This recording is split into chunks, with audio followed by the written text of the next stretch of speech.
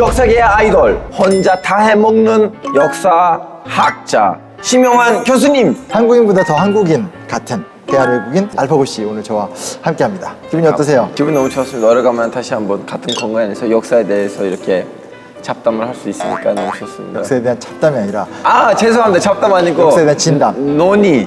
논의? 예. 네, 시합도 잘 안 맞고 있고 큰일 났다는 생각이 들고요. 그냥 우리 한번 태극기에 대해서 한번 좀 얘기를 해보도록 합시다. 알파고 씨 입장에서는 태극기 하면 어때요? 어떤 이미지 같은 게 또? 저 이제 한국에 2004년도에 왔는데 바로 2년 직전에는 이제 한인 월드컵이 있었고 그때 이제 한국하고 터키는 이제 3사 위전을 했는데 네네. 태극기하고 월성기 이렇게 같이 관객에 있는 그 시민들이 다 이렇게 휘날렸잖아요. 그렇죠. 저도 그때 2002년이니까 여자친구랑 함께 광장에서 보고 막 지금 그랬었거든요. 누님이 아니시죠? 아니요, 저희 현재 와이프입니다. 이 사람이 큰일 났으리 하고 있어요 지금. 참. 태극기의 의미에 대해서 아세요? 네, 콘리 맞죠? 그런 것들은 뭐 어떻게 귀화 시험 같은 거 보시면 뭐 네, 그거 있어요. 제가 왜 떨어진지 아세요? 왜 떨어졌어요? 애국가를 잘못 불러가지고 떨어졌어요. 에이, 설마 뭐 노래 음을 못했다고 그걸 뭐 떨어뜨리겠어? 진짜 선생님이 얘기했어요. 알파고 씨, 지금 이 애국가는요 한 국민들을 모여주는 상징입니다. 음치라고 하면 안 돼요. 그럼 노래방 가시고 연습하시든가요. 진짜요? 예, 진지하게 말씀하셔요. 제 생각에 이제 노래를 못 불러서 떨어졌다기보다는 이제 마음에 안 들고 아직 그 좀 국가에 대한 개념이 부족하니까 그럴 수도 있어요. 잘라버리더라고. 실제로 태극기라는 것 자체가 네. 좀 이따 자세하게 말씀을 드리겠지만 되게 여러 가지 깊은 역사성과 의미를 갖고 있는데 그래서 그 흔히 하는 말이 맞는 거죠. 박영효한테 좀 약간 국기 좀 만들어봐. 너 일본 갈 건데 대사관에다가 뭘 붙여줘야 되는 거 아니야. 참- 저 이렇게 알고 있는데 이거 틀린 건가요? 모든 과거 역사가 다 상황극으로 바뀌는군요. 네. 맞아요. 그러니까 기본적으로는 1882년 박영효가 태극기를 만들었다라고 얘기하는 게 가장 통설이긴 하고요. 근데 새로운 태극기가 발견되기도 하고 새로운 문헌들과 증언들이 나오게 되면서 고증 검증 작업이 있는데 현재로서는 조금은 어느 것이 좀 정확하냐 같은 거에 대해서 학자들이 좀 이견도 있고 하기 때문에 그냥 우리가 넓게 봐서 뭐 조선말 대한제국 때 그 국기를 만들었다 정도는 맞는 것 같은데 이게 그동안 우리가 정확하게 기억했었던 박영효가 만들 이제, 수도 있다. 사신으로 파견될 적에 직접 그렸다. 그리고 그 모양이 이렇게 생겼다라는 거에 대해서는 현재 학계의 논의가 분분한 상태다. 네, 교수님 어떻게 보면 이 태극기가 이제 조선 말에 이제 만들어진 거였는데 조국균이 내 거야 하는 그런 점 약간 계기가 언제부터 시작했다고? 그러니까 그게 결국은 우리가 3.1운동이라고 할 수 있죠. 3.1운동 때다라고 보는 게 좀 정확한 건데 재밌는 게 뭐냐면 3.1운동 초기 때의 사진을 보면 태극기가 나타나지 않더라고요.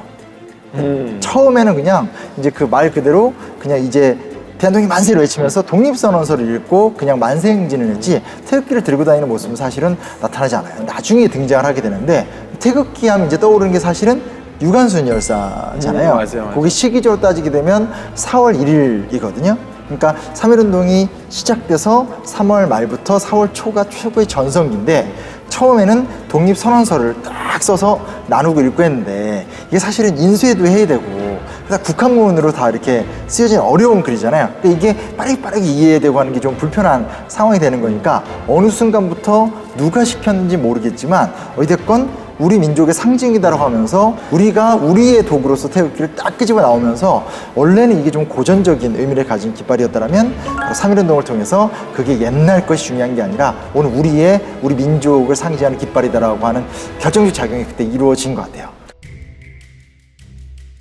3.1운동을 통해서 이 태극기가 우리의 태극기가 됐다고 그랬잖아요. 그러니까 자연스럽게 3.1운동의 여파 속에서 만들어진 뭐다? 임시정부. 그렇죠. 대한민국 임시정부가 만들어지니까 네. 대한민국 임시정부는 한민족의 어떤 그런 의기 속에서 만들어진 정부니 대한민국 임시정부의 상징 국기는 자연스럽게 그렇죠. 태극기가 될 수밖에 태극기가 없죠. 되는 거죠. 그렇죠, 그렇죠. 예. 그래서 실제로 여러 자료들을 보게 되면 이 사진은 되게 중요한 사진이에요. 혹시 이거 뭔지 아세요, 이 사진? 네, 여기 지금 임시정부 1호인가 2호인가 역사를 너무 잘 알아. 지금 보시면 네. 여기에도 태극기가 있어요. 어디인지 보이세요? 끝에 있잖아요. 그렇죠. 요 청사 끝에 저 구석에 태극기가 있잖아요. 그렇죠? 태극기가 딱 걸려 있었다라는 것. 우리는 한민족을 대표하는 정부다.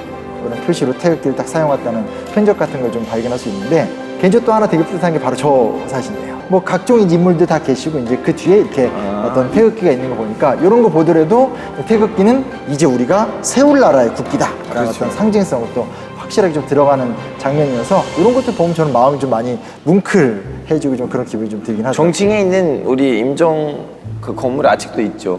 연화지 청사는 그대로 있어요.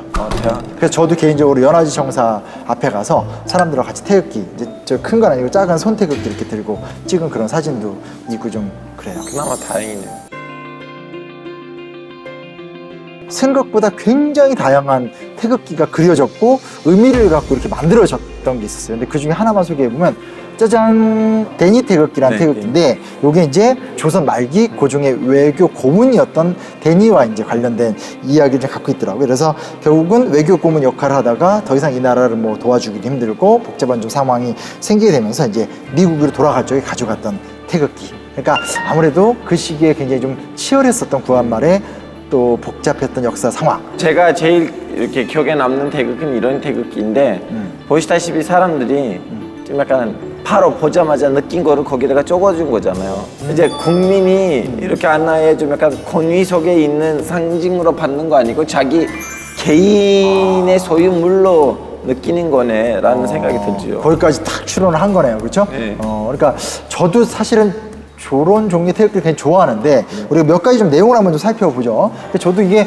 이거 어떤 문화지 하고 좀 조사를 해봤는데, 흥미로운 게 뭐냐면 실제로 우리 역사의 하나의 문화로 자리를 잡았더라고요. 그러니까 뭐 독립운동 하던 사람들이 자기의 독립의기를 막 적어놓는다라든지, 해방이 됐었을 때 해방의 기쁨을 함께 모아서 그 마음을 적는다라든지, 가슴 아픈 얘기긴 하지만 한국전쟁 당시 때도 어찌됐건 이 자유대안을 지키고자 하는 결기 같은 것들을 이렇게 쓰는 문화인데, 나름대로 저희 나름대로 좀 독특한 문화로 이렇게 좀 자리를 잡은 것 같아요. 오늘 소감 한마디, 오늘 어땠어요? 오늘은 너무 좋았어요. 왜냐면 알파고 나한테 좀 한국 사람들의 한국의 마지막 120년의 역사를 소술해봐 하면 제가 야 태극기 공부해 라고 할 거예요. 나는 자랑스러운 태극기 앞에, 오늘 시간 오늘의 이야기는 이것으로 마치도록 하겠습니다. 감사합니다.